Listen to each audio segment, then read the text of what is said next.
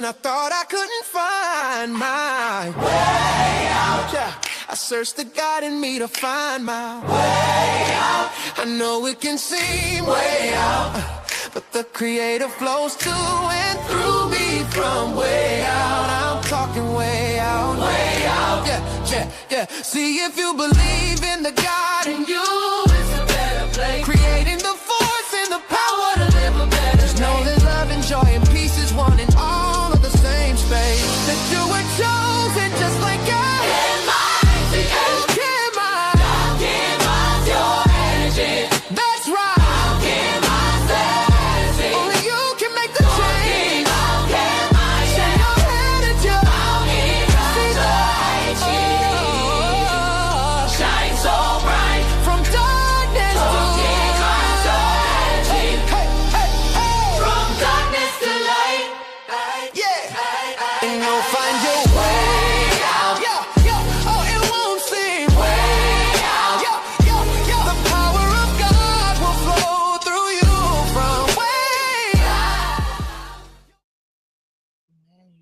I have been watching this ABBA and Sneako interview, and I wanted to talk about it. If anyone wants to come up and give their opinion about it, it's kind of weird.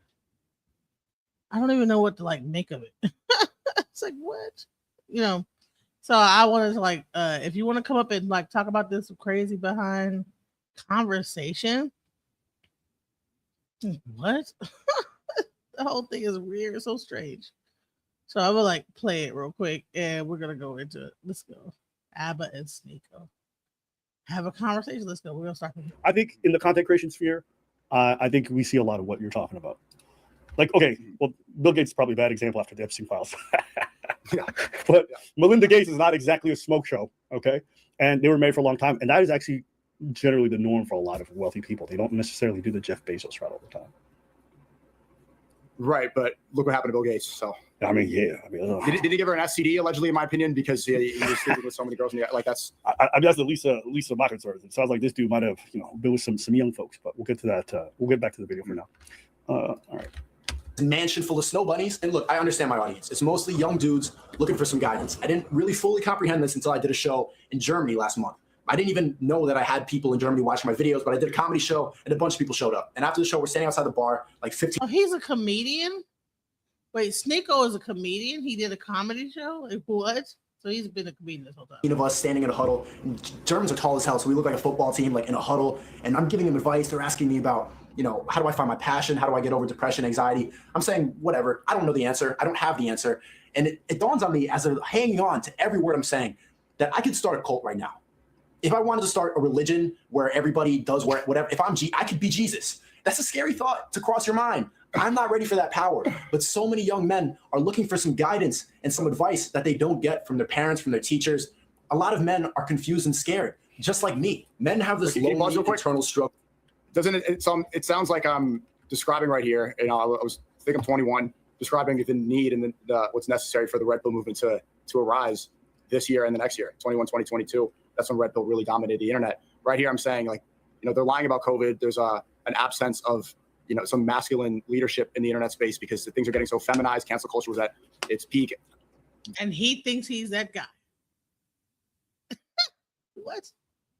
That was coming off the Me Too movement. Men were being shamed all the time. It seemed like being naturally masculine was a horrible thing. And so right here, I'm like, okay, something is needed. Sure. I think I share your sentiment that a lot of young men were lost. I mean, even I'm older than you, so I didn't have that same experience with the Red Pill.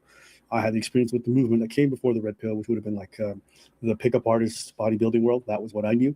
But I think I share the sentiment with you that men felt lost. I think the reasons we might disagree, but I get where you're coming from, and I think I understand what you're talking about when you're talking about this video at the time. That's not really taken seriously. For women, it's body image issues, and we care about that. Look, we have fat mannequins now. We didn't have that 5 years ago. We got fat mannequins. We don't want girls making themselves throw up and starving themselves, so we made plus-size models. But think, when's the last time you saw a male plus-size model? Think of one.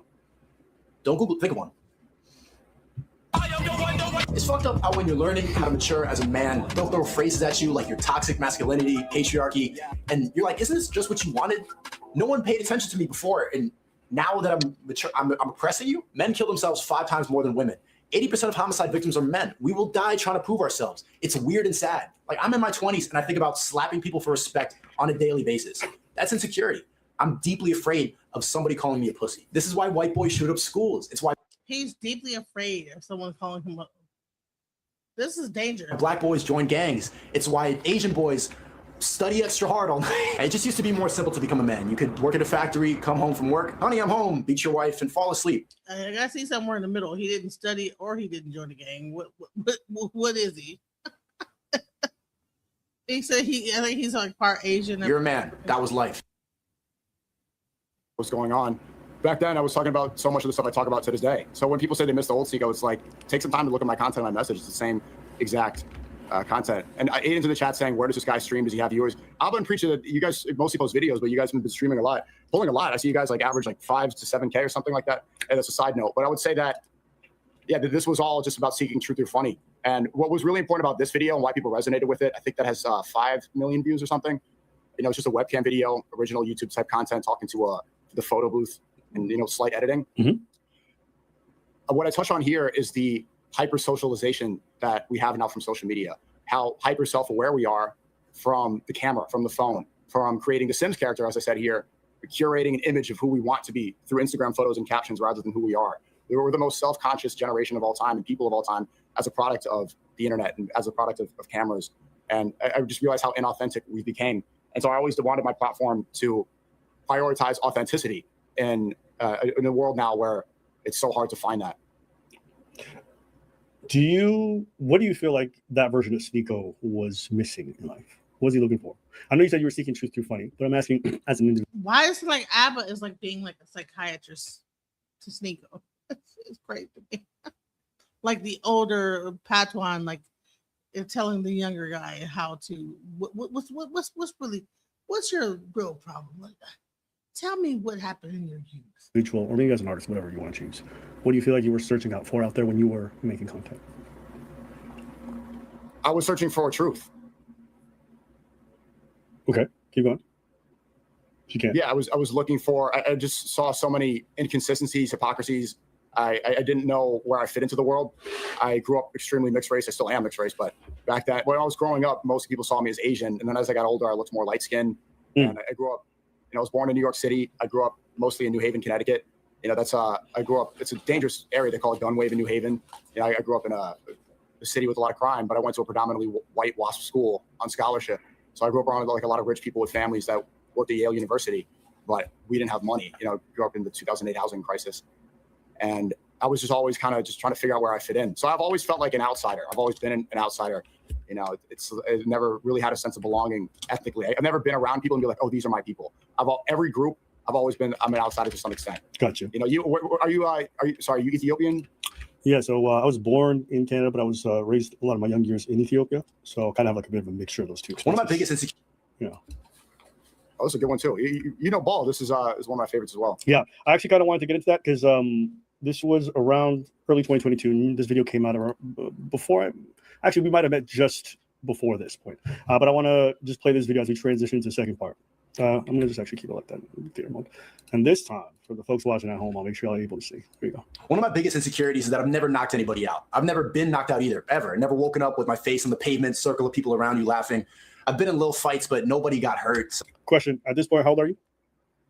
I had just moved to Harlem. This was March 1st, 2020. So I dropped out a year before, and then I finally started making. Have you been knocked out since? Enough money from YouTube to move out of the college dorm, and I moved into Harlem. Got a studio apartment on 141st Street. This is Adam Clayton. This is the fucking projects. Yeah. And it was 2 weeks before the pandemic. So I'm like, finally, I get to have an apartment in Manhattan, which is like, anybody grew up in the Northeast, like this is like pinnacle. This is achievement right here. Like getting your own spot in Manhattan. And then 2 weeks later, pandemic. So it was March 1st, 2020. I was born in 98. I was this 21 years old? Yeah, and you hadn't started live streaming by this point, right? No. Yeah. I was still just strictly making videos. Okay. All right. We'll keep playing. So I'm gay. I don't know how to be a real man. His face. He says a lot of stupid shit. Bro. I'm gay. I don't know how to be a real man. Look at his face. Like, oh, he didn't play that. Oh, Lord. Lord. Oh God. It's not all my fault though. Everyone has their own definitions of what it means to be a real man, and we all fall for it trying to prove ourselves. So many men are confused and scared, but they don't know how to express emotion, so they So you think he's really? I think he said he's gay, right? So that means he really probably is. I don't think any man that's not gay would say I'm gay. It's weird. They all hang out with each other. Him, Myron, Nick Fuentes, all of like the little rainbow pill assholes. overcompensate by being. I'm gonna start a new thing called the rainbow pill. That's gay dudes talk about like women and they really don't even like them. It's called the rainbow pill, y'all. We're gonna call it the rainbow pill. Loud and homophobic. The fuck are you pointing at, you fag? I tried the whole friendly ally feminist thing and it didn't work. When I was younger, I looked full Asian, so I also had to fight the small dick stereotype. Girls ignored me, men didn't respect me. I was this angry internet dude for a long time. I was reading the red pill and all. He should just wore some like little gray sweatpants, like and just let it free ball. Just wear them. Wear some gray sweatpants and let it free ball. They wouldn't have said that to you after that. Just let it hang. Online advice forum for men, you can't really stoop lower than that. When my sister would bring home her boyfriend, I'd start puffing my chest out, doing push-ups in the kitchen. When I finally got a girlfriend, I'd start eyeing down dudes, looking at her. What are you looking at my girl, bro? You looking at my girl? I was that guy. I was that guy for like a really long time. And I still find flakes of that person because now when I talk about women, everybody in the comments calling me toxic. I think so. Right, so don't you use that to your advantage? Like, you never use the fuckboy with the heart of gold thing, like, okay, I'm a fuckboy, but like, oh, you make me understand that, like, oh, women aren't objects. Like, I use that all the time. Because you're toxic. Like, I'm like, man, I just be fucking these bitches. It's you. There's something special about you. No, I don't know, man. I'm not gonna apologize. You relate, Alpha? I'm just What? You look like you're related to that a little bit. Nah, I just think that character is funny to me. I think that character's funny. But there's a reason we have gender roles. Hold up, before men like big boobies and booty. Those big infected looking plastic lips were simple. Yes, obviously once you get to know someone, you figure out their personality and their star sign, but initial attraction is all physical. For women, initial attraction is all about demeanor, your confidence, the way you carry yourself, your swag. They can sense the fakers. They want a respected man. Trust me, they can see the fakers. A lot of women are delusional. They think they want that feminist ally dude who listens to them and is always nice and agrees with all their beliefs and shit. You know the guy whose profile picture is that overly excited, this face? This is why you see old ass, ugly rich dudes with smoking hot wives in their 20s. You won't see one sexy dude with an ugly wife. Don't look it up on your phone. Think of one. Think of one sexy dude with an ugly wife. But Is it? Wait, hold on. Is it normal for a dude to talk about another guy and call him sexy? Is that normal? Like, does he like be like, oh yeah, that dude is sexy? He probably has a wife. Like, why would that even be a conversation of whether the dude's sexy or not? Like, that's weird. I didn't see any sexy dudes with no wife. I mean, sexy to who? To you? Like, that's weird, bro. Like, I ain't never met no dude that call another dude sexy, bro. What is going on? Is he like coming out the closet, bro? Like, what? you know about Jay-Z and Beyonce. You know about Jeff Bezos and whatever that, Hugh Hefner and his. Okay, I don't mean to pause, but do you still think that's true? That ugly guys can get with beautiful women, but you don't see the reverse? Yeah. Yeah, 100%. Okay. Yeah, I definitely, at least I know a lot of rich dudes whose wives aren't necessarily like what you would expect for like a hot, attractive woman or whatever. It's actually pretty. Well, you ever seen that metric where it says ultra billionaires like Jeff Bezos, they get like the fake tit, that's their wife. Multi-millionaires get the beautiful model wife. Thousandaires get, yeah, they have the propensity to get to that, but there's definitely an archetype that fits in there. And the overall point is that beautiful women can get with ugly men, but top tier men oftentimes aren't going to get with an ugly woman the same way. Yeah, I know the stereotype. I think there's a bit of like a confirmation bias there because like you'll see an example that agrees with you and you're like, see, it must be true. But then if I line up 10 billionaires with wives you are thinking are not that attractive or whatever, or not younger, they don't fucking flip on them, then you'll go like, yeah, but generally speaking. But I digress. This is just something, at least now that I've right, like, okay, they make generalizations. There's no real evidence that says like a rich guy is gonna want this type of wife. They make up these weird stories. These guys are they don't even like women. They don't like women. They're making up bull stuff. They really want to F each other. You know what I'm saying? Not ABBA, but I'm just saying this guy, Sneako guy. I'm like, you don't even like women. You're totally gay. Lived a little bit longer, been around more rich people, and my experience is actually more often than not just normal looking people with normal looking people. But I think in the content creation sphere, I think we see a lot of what you're talking about. Like, okay, well, Bill Gates is probably a bad example after the Epstein files. Yeah. But Melinda Gates is not exactly a smoke show, okay? And they were married for a long time, and that is actually generally the norm for a lot of wealthy people. They don't necessarily do the Jeff Bezos route all the time. Right, but look what happened to Bill Gates. So I mean, yeah. I mean, did he get her an STD allegedly, in my opinion, because he was sleeping with so many girls? And like that's. I mean, that's at least my concerns. It sounds like this dude might have, been with some young folks. Listen, look what happened to Bill Gates. See how they automatically take Bill Gates' side? But Bill Gates gave his wife an STD. So, what are you talking about, sir? That's crazy. It's like they take Bill. Look what happened to Bill Gates, though. Because she's ugly, so look what happened to him. Like, that's crazy. But we'll get to that. We'll get back to the video for now. All right. Mansion full of snow bunnies. And look, I understand my audience. It's mostly young dudes looking for some guidance. I didn't really fully comprehend this until I did a show in Germany last month. I didn't even know that I had people in Germany watching my videos, but I did a comedy show and a bunch of people showed up. And after the show, we're standing outside the bar, like 15 of us standing in a huddle. Germans are tall as hell, so we look like a football team, like in a huddle. And I'm giving them advice. They're asking me about, how do I find my passion? How do I get over depression, anxiety? I'm saying, whatever. I don't know the answer. I don't have the answer. And it dawned on me as they're hanging on to every word I'm saying that I could start a cult right now. If I wanted to start a religion where everybody does whatever, I could be Jesus. That's a scary thought to cross your mind. I'm not ready for that power. But so many young men are looking for some guidance and some advice that they don't get from their parents, from their teachers. A lot of men are confused and scared, just like me. Men have this lonely internal struggle. Doesn't it sounds like I'm describing right here, I think I'm 21, describing the need and what's necessary for the Red Pill movement to arise this year and the next year, 2022. That's when Red Pill really dominated the internet. Right here, I'm saying, like, they're lying about COVID. There's an absence of, some masculine leadership in the internet space because things are getting so feminized. Cancel culture was at its peak.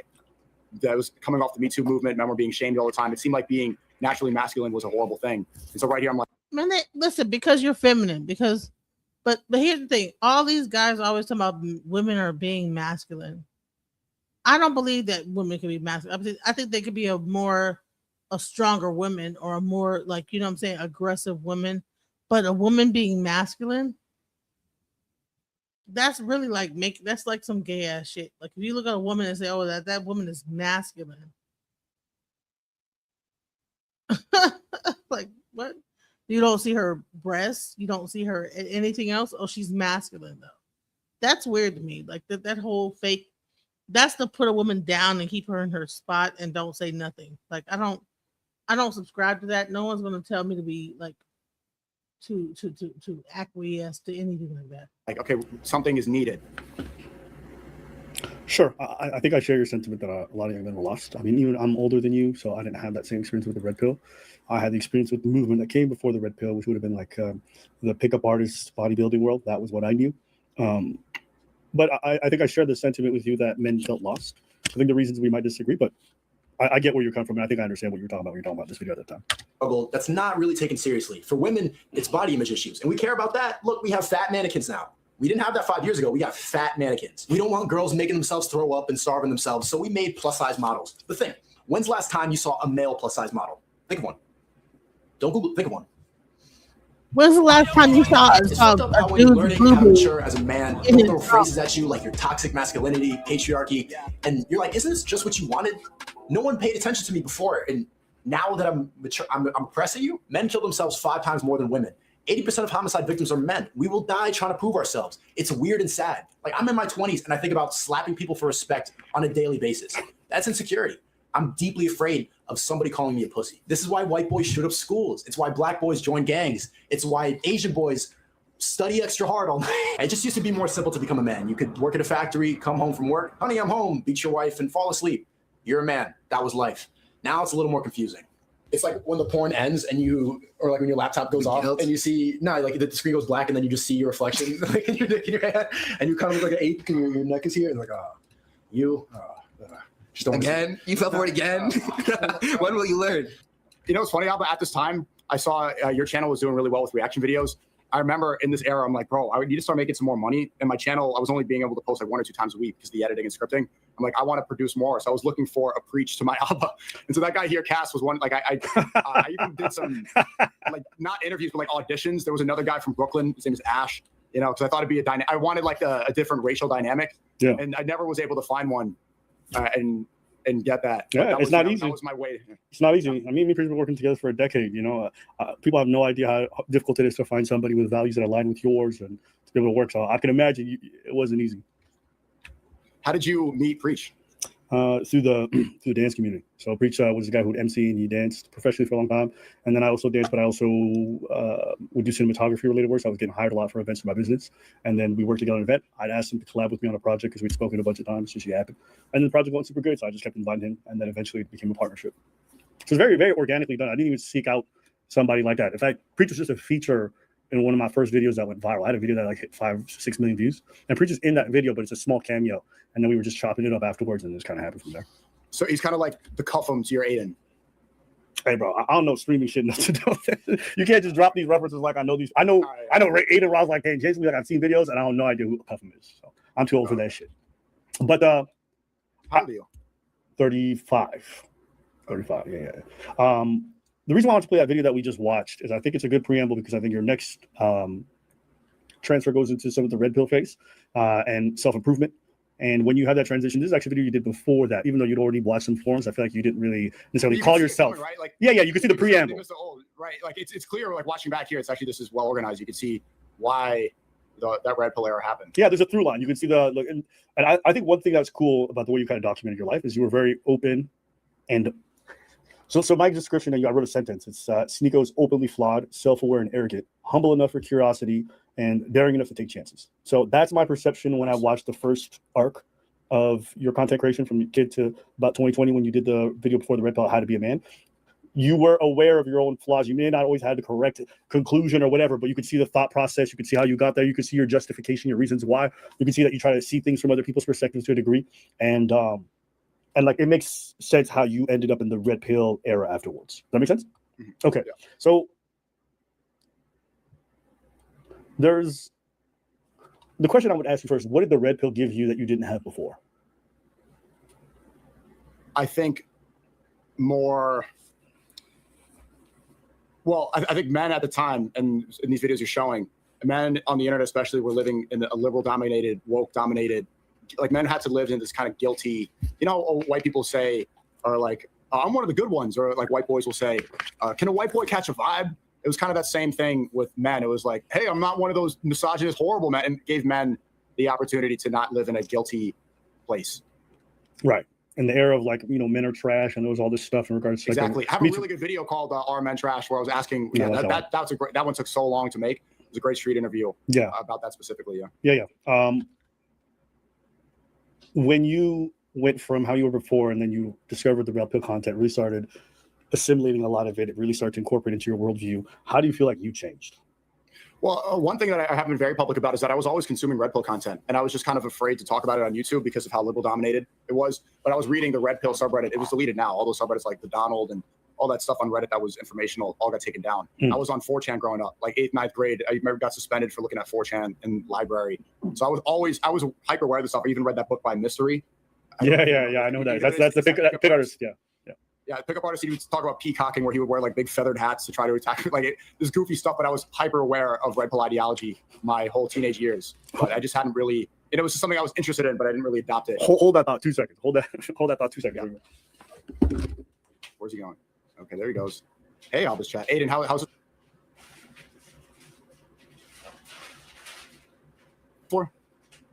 What is he doing? Is he grabbing a costume? I actually picked one of these up because I'm actually doing a project on the pickup artist community, and so I was actually looking for that fucking dumb hat that he normally wears, and this is the closest thing I could find. That's it. Yeah. It's even worse than this one. It was larger up here. It looked like a I don't know what it was, but I know exactly the kind of content you're talking about. So you're saying the hat. Yeah. It took me a hot minute to find it.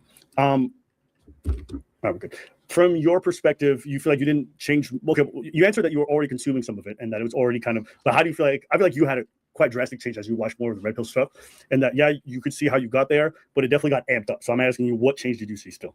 It was COVID pandemic, because as soon as it happened, that was one of the reasons I got banned. Was I didn't get the COVID vaccine, and I was really against the lockdowns. I was so critical of how it didn't make sense. Everything was flagged and taken down at the time to put a COVID warning beneath everything. And as soon as COVID happened, I said they're going to use this in order to sell vaccines, and I didn't get it. And on the time, YouTube, you weren't supposed to say that. And so seeing that happen, seeing us lock us inside, and then everybody went outside to protest George Floyd, I'm like, this is a very obvious control mechanism. I started to get angry, and they call it red pill rage. Like once you really start waking up, I did get red pill rage post pandemic.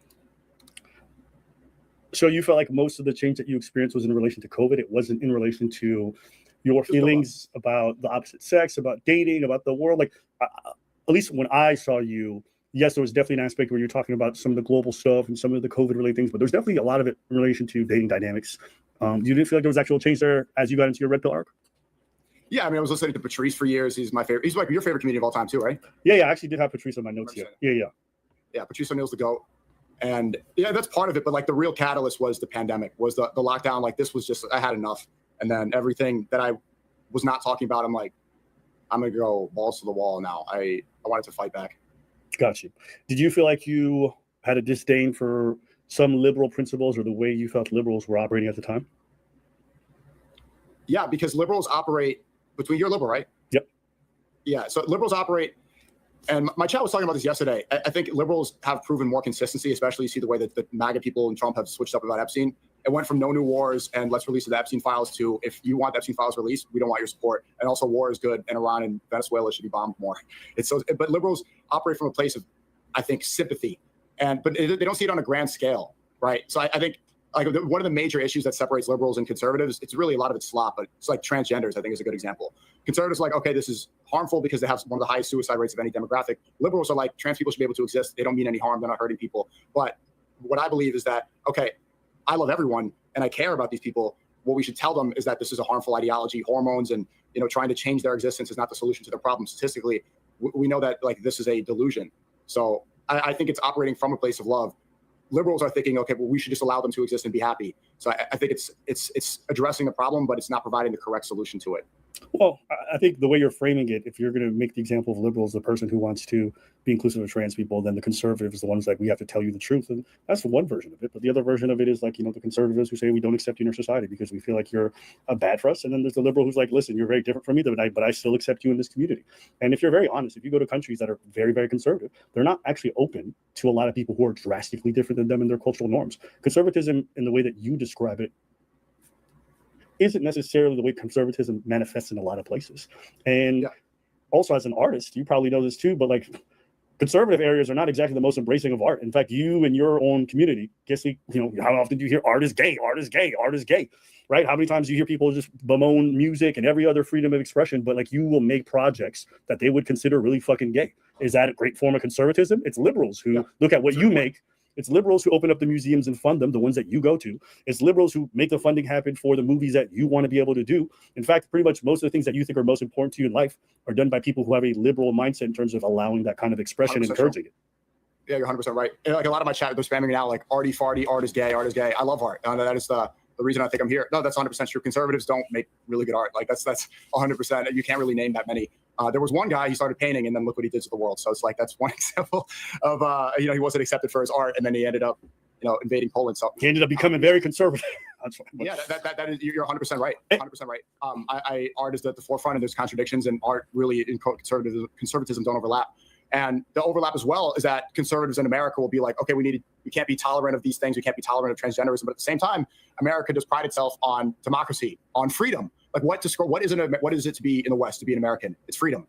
You're allowing ideology. So if you allow freedom, then you also allow people to do pride parades. Yeah. Then you also allow this to happen. So they say America's a Christian nation, but also we need freedom. They say Islam is not compatible in the West. But then, so how is Christianity coexist with freedom? Because Christianity has almost the same restrictions as Islam. So 100%.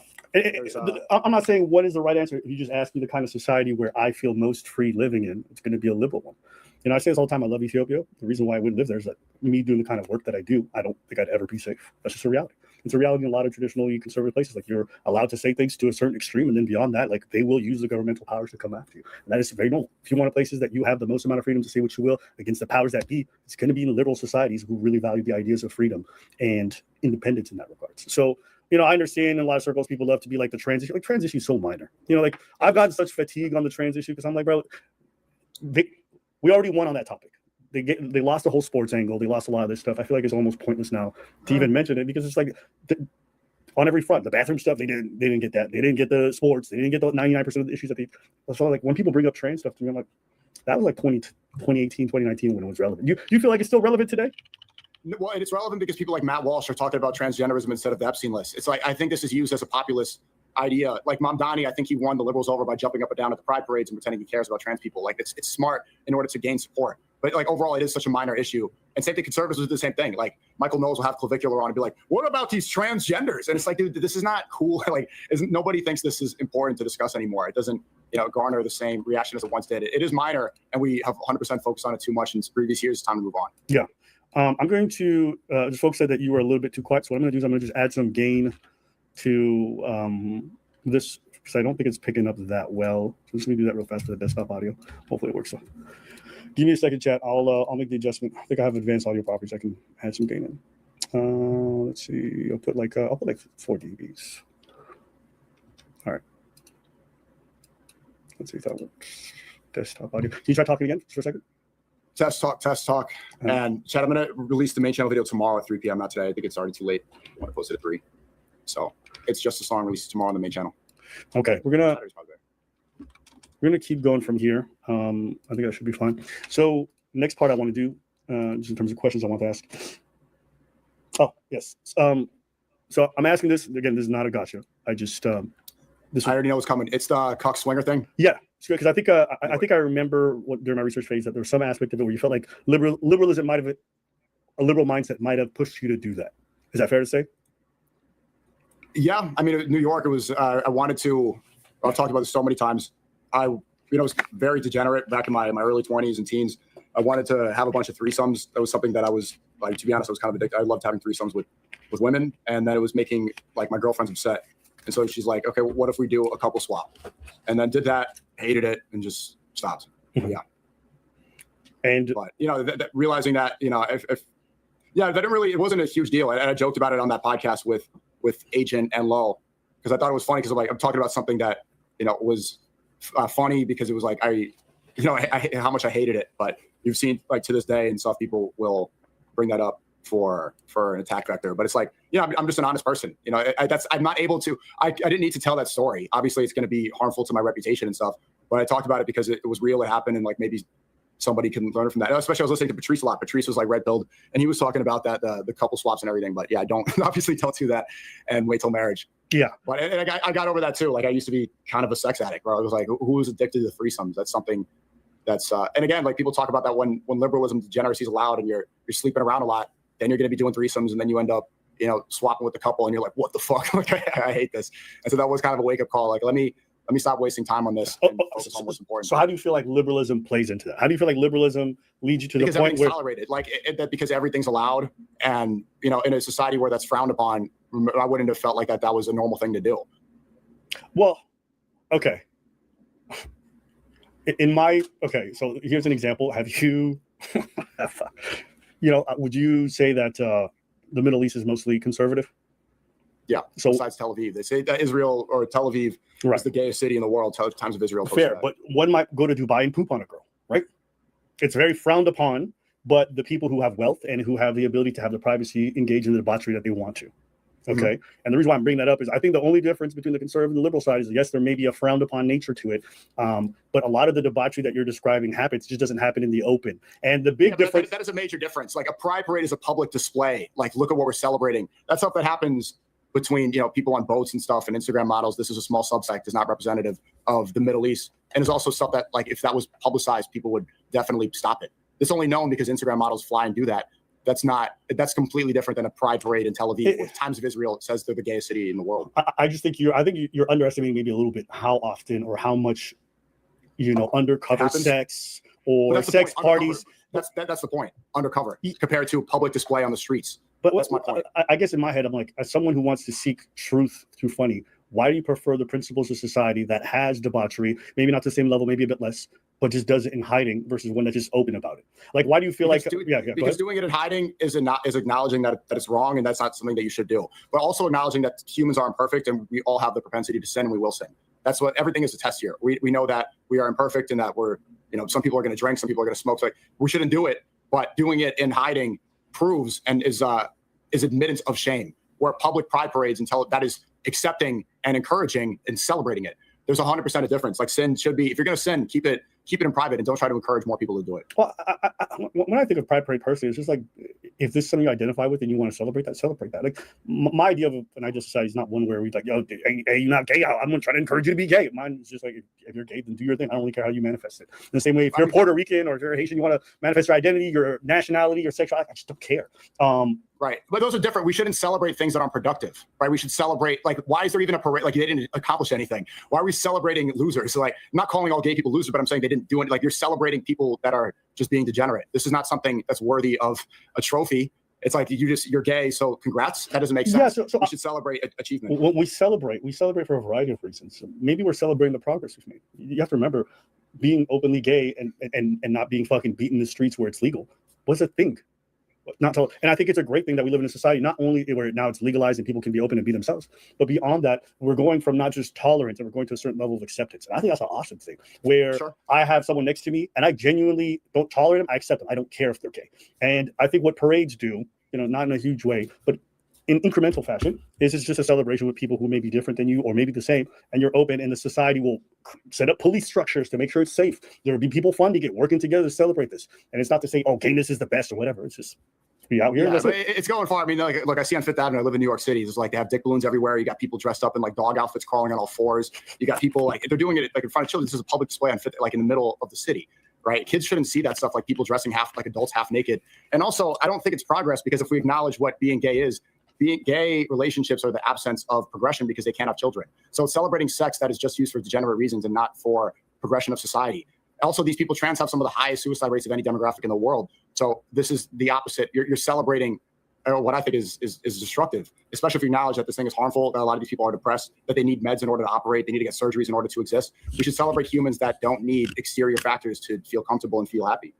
Well, when I think of pride and whatever's involved with that, when I think of celebrating, if you celebrate like achievement or what's the best, I think it's also just to celebrate things that we're a society that, you may not be the ideal citizen in most people's heads or whatever the fuck it is, but we're inclusive and we embrace you and we're happy to have you. And I think that's an okay thing to have. But I don't know if it's worth celebrating. Like, there's other people who are excluded from society, like weirdos, autists, school shooters, like freaks and stuff. Like, do they get a celebration? My point is, we should celebrate achievement. Two men sleeping together is not an achievement. Do you think a couple swap is not an achievement? Being a cuck is not an achievement. It's just something that, but it's not like woo. Like, I just want to live in a place where like real success is celebrated. Do you think it's an achievement to have a society that's embracing the people who are very drastically different and tries to provide safety for all of them, despite the differences that they may have politically or socially? No, I don't think that's worth of celebration. Like, I can understand living in a tolerant place, but I don't think that that's worthy of a crowd applauding. You don't think tolerance and acceptance of different people is worth celebrating? No. But isn't that one of the very things that you love about America? It's the freedom of a religion, the idea that people from different nationalities, different backgrounds come together to make this booming economy and booming society that has so many differences, but at least coalesce underneath this one label that kind of guides you guys and you guys feel safe. Like, isn't that an amazing thing that you guys have these people who grew up in maybe war-torn spots or places where they weren't safe and persecuted, and they come to a place where it doesn't matter what they look like or where the fuck it is, they're going to take you in, Muslim, whatever it is. Yeah, but once those people, like if you're an immigrant and you come into this country or something, you make something, you do something, and you make the world a better place, then the public should acknowledge that and be like, that you used tolerance or you used immigration, you used the American dream to create something amazing. Then people should acknowledge it and it inspires others to do the same. Celebration is only useful if it inspires, right? So if you're using this, and like say you create a great piece of art. For example, Hitler, he created paintings that weren't accepted. It wasn't celebrated. He got angry, right? If he made really great art and the public celebrated it, maybe he wouldn't have taken over the world or tried to. So I think that I disagree that that's the purpose. Sometimes you celebrate the fact that you have a freedom that didn't always exist. And that's we're celebrating. We shouldn't take our current state for granted, because there was a time when people didn't have these abilities. Like even when we have things like Remembrance Day, it's like it's a memorial, but it's also like an honoring of the past and the fact that people died for the very freedoms that we have, and we're paying homage to that, and we're celebrating and we're showing out for this. We're saying, hey, we want to be out here and open because our forebears and people who came before us died and never had this chance. And I think we shouldn't take for granted how much privilege we have living in these open societies. So, but I hear your perspective in regards to why you think shame might be good in some circumstances. I just also, I mean, who needs an excuse to party? But you know what I'm saying? That's me. I like stuff like that. I don't want to stay on this point too long, because this actually wasn't the point of this whole section, but we can come back to this later. I want to kind of transition because you ended up moving on from the red pill and finding your place in Islam. Which, yeah, I remember you thought that was a grift for a while, but I think that now people see, you know, there's no benefit. I was talking about that before you came on. It's like, for 2 days ago on stream, I ordered baby back ribs and I didn't know that they were pork. I spit it out and that gets like fucking 7 million views. They're like, he's a grifter. It's like, you really break it down. Why would I grift Islam? Like, what are the benefits of pretending to believe in God? Okay. I don't see what this so let me challenge you on that. Yeah. So why do you think Andrew Tate did it? Yeah, I don't want to speak on his faith and everything. I want to hope that he's doing it for the right reasons. You know, if he's still a Muslim like he says, and I hope he is, and I think he is, then I hope it was genuine, and I wish the best of success to him. Do you believe it's genuine when you see his behavior? I think that there is some genuine aspect to it. I think at some point, but I think he's straight off the deen, and what we could do as Muslims is try to guide him in the right direction. You know, trying to overly, nitpick and everything. Like I criticized him when he took the gambling deal because that goes against the whole escape the matrix. He was criticizing gambling for years. He said like how it's the slave mind, and then he starts promoting it. He's called everyone broke. And then if you're so rich and a billionaire, why would you take a gambling deal? So that stuff I'll point out for sure that's inconsistent. But if I'm going to go on here and say, oh, Tate's grifting this for Dubai connections or UAE and stuff like that, that's just going to create a more bitter taste. And we know how influential he is. Well, it's going to be bad for the Ummah, and it's going to be bad for his own personal deen. Well, so any differences that I have with him aside, I want the best for him as a Muslim. Okay, so I want you to steel man. So this is actually a question the viewer had. And they said, if you had to steel man the reason why people believe that some folks grift to Islam, what would be the steel man that you could offer? So if you had to be them and they're saying, okay, like what do you think are some actual valid reasons from your perspective?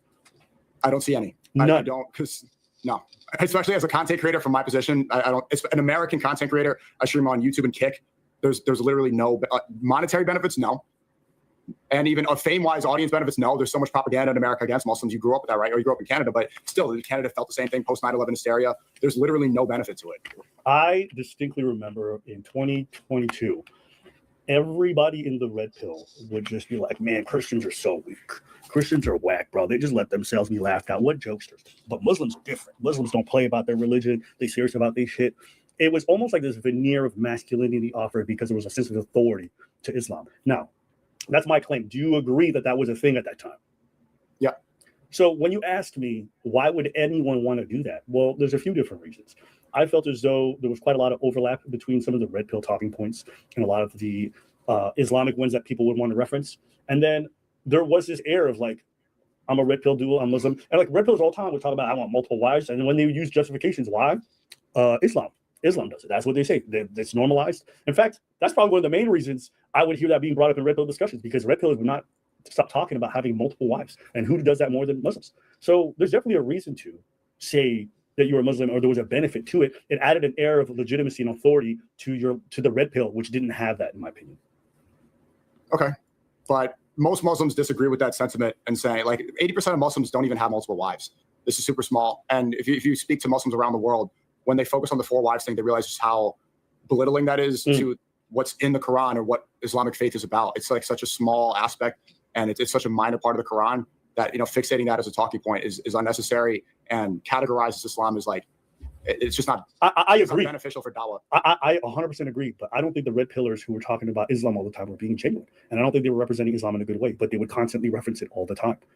And look, we don't have to name anybody's name, but like there are people in the community who will talk about having multiple wives. They won't really talk about religion ever, except if it's to talk about the having 9 wives or whatever the fuck it is. So do I think Islam is about that? No, but there's no doubt that the veneer or the appearance of it was definitely something they used.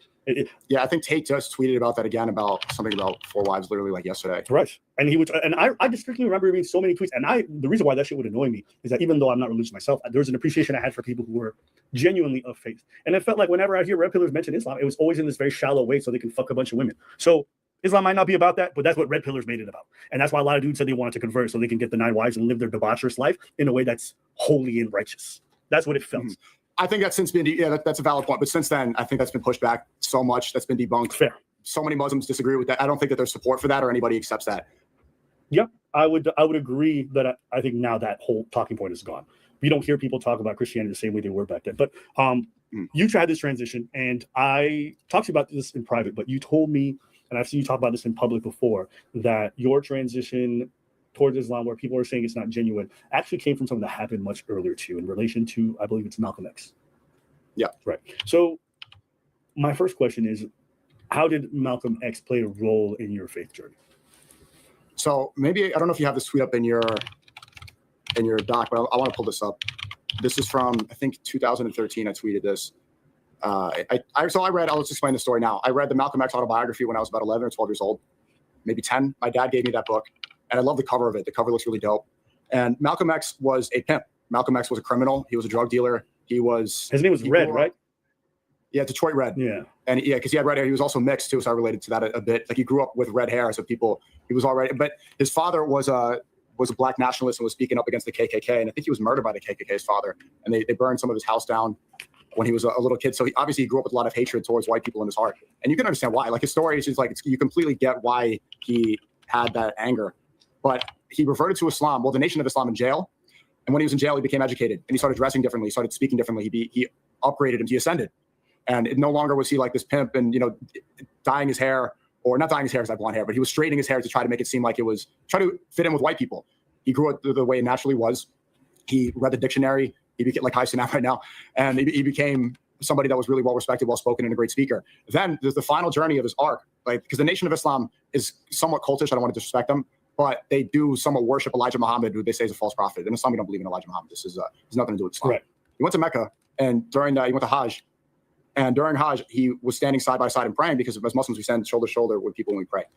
And he would share food afterwards, after the prayer. They're, he's sitting down, they're eating, and he's eating next to white people. And you realize there, standing side by side, that we're all brothers. That it's not based off skin color. God judges us based off of our works and what we do and how we are within our heart. And he wrote a letter. It's called Letter from Mecca. He wrote a letter to the Nation of Islam, and he said he realized that the whole racial superiority thing that was gone. He realized in Mecca what peace really was. He realized what we're supposed to do. And he denounced the Nation of Islam, and soon later he was assassinated. So I really loved that book, loved seeing his life story, the way he wrote, and also that transformation. Okay. And I tweeted, I really want to bring this up because it does annoy me. Someone can link it in the chat. It does annoy me when people say like, "Oh, Sneako was grifting Islam." It's like you've been talking about this for a long time. Well, prior to this, is what you're saying. Yeah, the tweet I have. Yeah, the tweet is from 2013. Somebody please link it in the chat for me. Okay. I tweeted, after reading the Malcolm X autobiography, I seriously considered converting to Islam. I think I was like 13 or 14 when I tweeted that, and I was 11 or 12 when I read the book. So it's something that I've been seriously considering my whole life. I grew up Catholic, but I never resonated with the idea. And shout out to the Catholics, Lent's coming up, but the Trinity is not in the Bible. And Catholicism, they said, I went to Catholic school. I was almost confirmed with catechism, all this stuff. I don't believe that we should be praying to Mary. I don't believe in praying to saints. I don't believe in praying to a man. I always saw Jesus as a prophet. When I prayed as a kid, as a Catholic, I would pray to God. I wouldn't pray to the Holy Spirit. And so when I learned what Islam was, I'm like, wait, this is what I am. This is what I've always done. I've always prayed to God. I didn't pray to St. Anthony. I was praying to God alone. So it just made sense. It's just something that aligned with something that I've always believed in. What? Yeah, I'll share the tweet right here if you can see on the screen. Ooh, this is wait, 1 second. April... Let me stop streaming so I might mess it up for you. 2 seconds. Yeah, go for it. Yeah, so it says, this is April 2nd, 2015. God admit, after doing extended research on Malcolm X, I seriously considered converting to Islam. This is 11 years ago I tweeted this. 11 years ago. Okay. There's the same Twitter account. Yeah, so like this is definitely, I think this should disprove people saying the grift stuff or whatever. All right, hold on. I gotta stream something else. It's gonna fuck it up. Man, I'm not good with this OBS shit. So. And people I know, Christians are upset and saying Jesus is king. I have all respect for Christians, man. I really think that it's proper guidance and everything. It's just not something that they can believe in. There's no reference to the Trinity in the Bible, and people are saying, "Oh, you pray to Muhammad." No, we don't. Muhammad is the prophet. Jesus is the Messiah. There's so many overlaps between Christianity and Islam. We also believe that Jesus will return and Jesus is the Messiah. That Jesus is a prophet, and I think a lot of people don't realize that. We don't pray to Muhammad, peace be upon him. We pray to God and God alone. The biggest sin is praying to others than God. La ilaha illallah. There's only one worthy of worship. What do you feel like your faith and you converting to Islam has given you?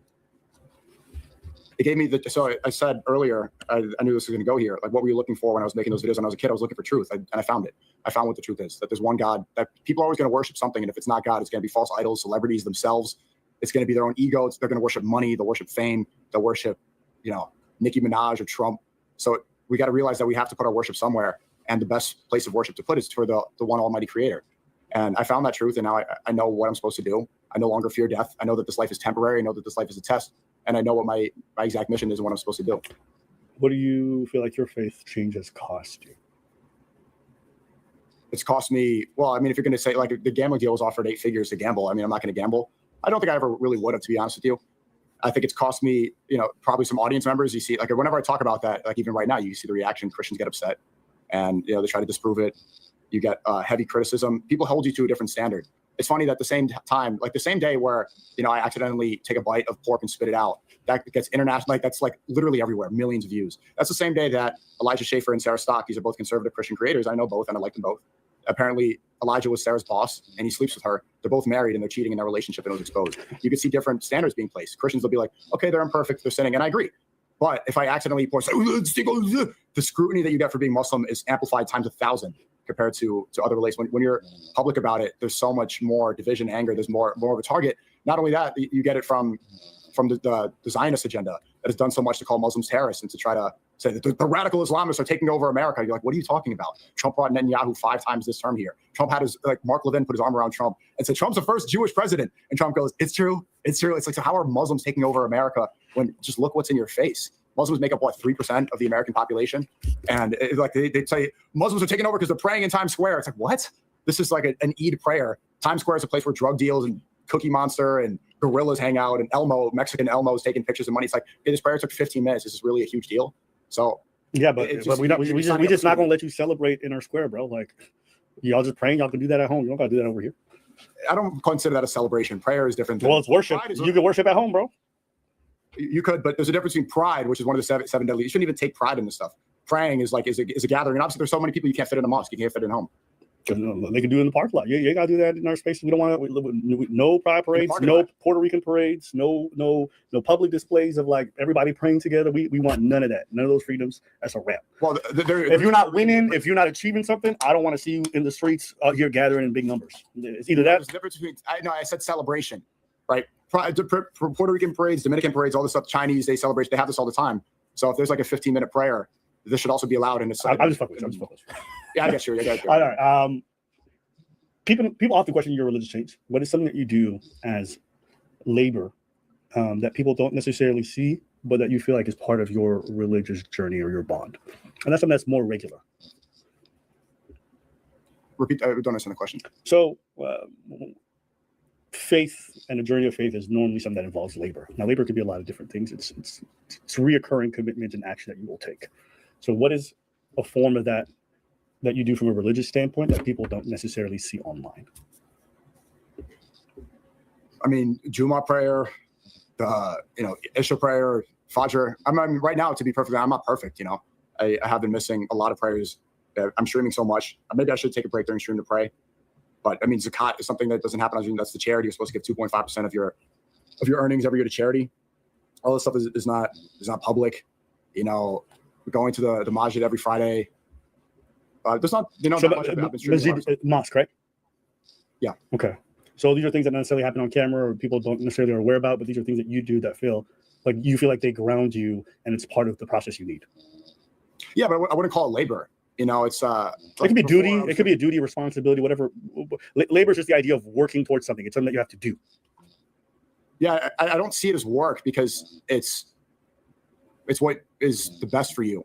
Like before IRL streams in Miami, I always play Ayatul Kursi, which is the protection prayer. It's supposed to protect you because I'm around a lot of demonic activity. You get the evil eye on me all the time. A lot of people trying to destroy me or even put threats on my life and try to kill me. So it's like that protection does keep you steadfast and helps me. It's reassuring. Got you. Okay. If you had to describe Malcolm X politically or spiritually, how would you do that? As somebody who what do you stand for? Growth. I think he's the physical representation of growth and of, he grew up in extremely difficult circumstances and he became the best he could be. And how would you describe him politically? How would you describe him politically? So most of his time politically, a lot of white supremacists actually did like him because he was also advocating for segregation. Perhaps that's why he was assassinated, because eventually he was like preaching for unity towards the end, right after Mecca. But beforehand, he wanted segregation. White supremacists were like, oh yeah, us too. Malcolm X was saying that black people need to work for each other, that we need to get rid of this mindset that's holding us back. He was trying to uplift and trying to adopt the same ideology that white people had for black people specifically. So politically, it does kind of range. Some people say that he was a socialist. I know Malcolm X definitely leaned towards democratic socialism and communism.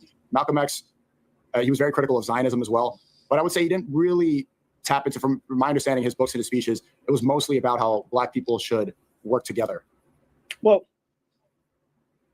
post Nation of Islam, there was a lot of discussion from him about human rights. It shifted from black rights to human rights specifically.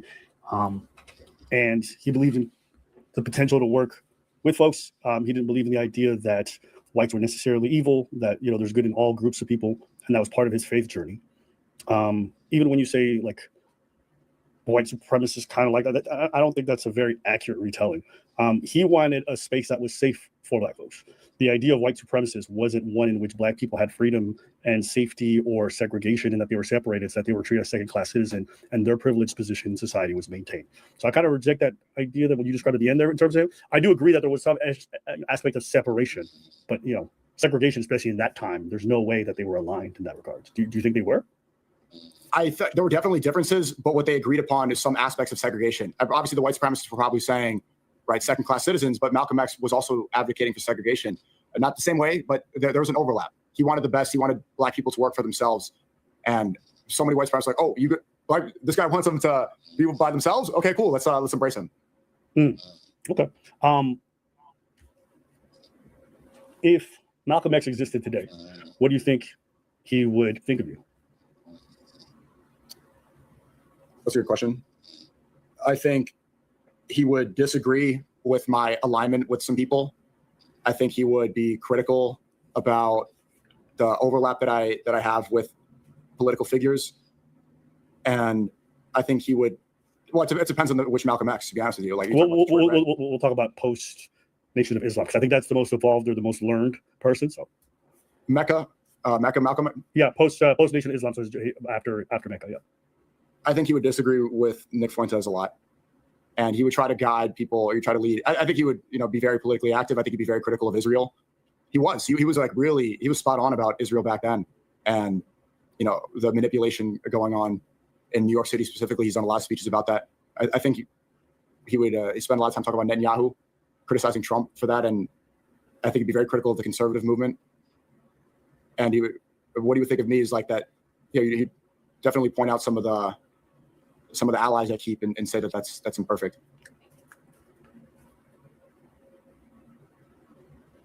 Well, let's entertain a hypothetical where you guys do have that conversation. What does that make you think or feel, knowing that?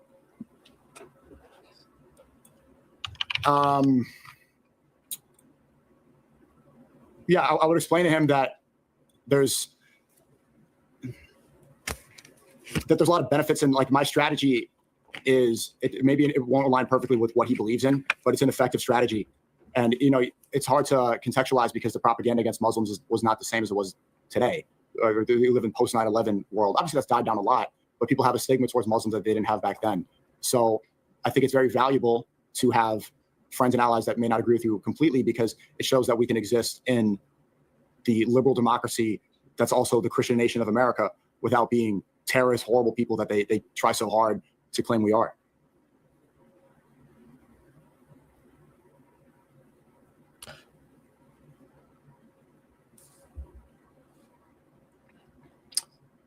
I think this transitions nicely into the next part.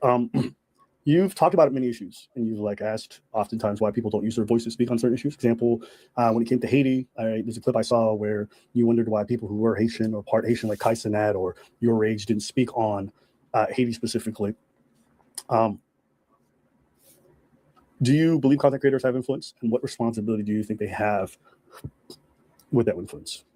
Of course, content creators are more influential than politicians now. We have the minds. They realize Hey, listen, guys, I'm about to go to bed. I'm gonna come back tomorrow. We're gonna play this again. We're gonna review it and maybe bring everybody up, talk about it. But this is a great show so far. Thank you for all your views. For sticking with me. I am exhausted. So good night, guys. Peace. Just when I thought I couldn't find my way out, yeah, I searched the God in me to find my way out. I know it can seem way out, but the Creator flows to and through me from way out. I'm talking way out, yeah, yeah, yeah. See if you believe in the God in you.